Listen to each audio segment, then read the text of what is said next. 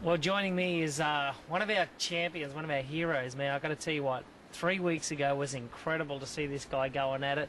118 on the swim, 821 and a 256 run. Unbelievable, Ricky James, in your first Ironman. I mean, my goodness, what did you think going into that? Were you scared at all? Oh, I was really scared.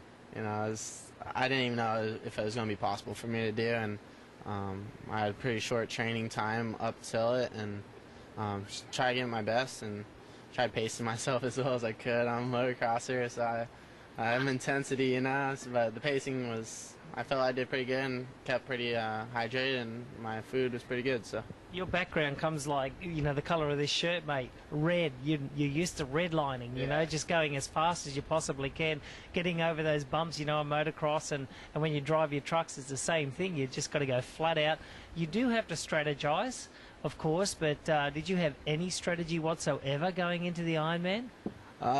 You can't really, because everything will kind of change, cramp up, or the wind, but I had a little bit of strategy, and just make that bike cut off and give it all on my bike, and then just try to milk it through the marathon part and get up. Man, Polani was brutal, but I got off that, and I was happy I got sub 3-hour marathon time. So not too much strategy, just try to stay hydrated, like I said, and get through it. How did you get up Pilates? Did you go backwards? Did you go backwards at all?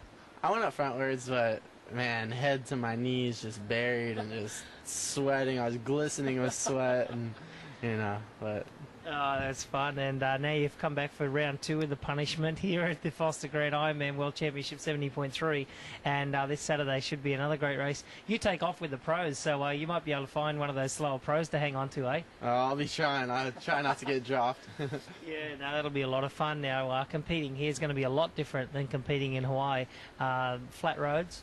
But on the run course, actually, there's a couple of hills. You checked them out yet?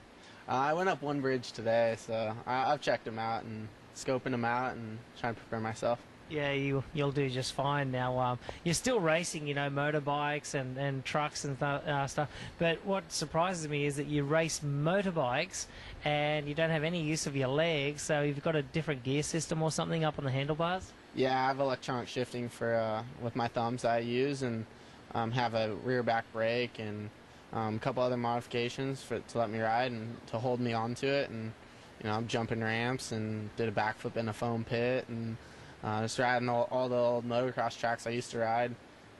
Did Baja 500 last year, so just trying to keep at it. But racing my truck, of course, that's where the real competition for me is. Yeah, it's awesome to be able to do all that just with your hands. There's a lot to think about, but a lot to do, with your hands. It's quite ironic that, you can do all that in that position. It's really amazing. I remember Mick Doohan, the Australian, GP rider, and I think he was a 5 or 6 time world champion, and he had busted his ankle up so bad that he had to put everything up on the handlebars, but it can be done. Yeah, was he the guy with the thumb brake? Yeah. The back brake? Yeah, exactly, yeah. He rode for Repsol Honda. Yeah, I remember that. Someone was mentioning, for a rear back brake, I could use that type of mechanism. Yeah, exactly. Well, none on this course because Ricky will be going flat out again. The guy knows how to go fast. That's the only speed he knows is how to go fast. Show me your tattoo, mate, before we leave.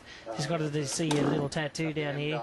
Yeah, he got his little M dot down here, and the map of Kona there, the big island of Hawaii, and gosh, what a great day that was for you, brother. Good luck on the weekend. We'll see you out there. Thank you. Appreciate it. Okay, Ricky James from Murrieta, California, just up the road from San Diego. A good man, a good bloke, and he's crazy. I think he's crazy. Anyway, I'm Greg Welch for Ironman.com.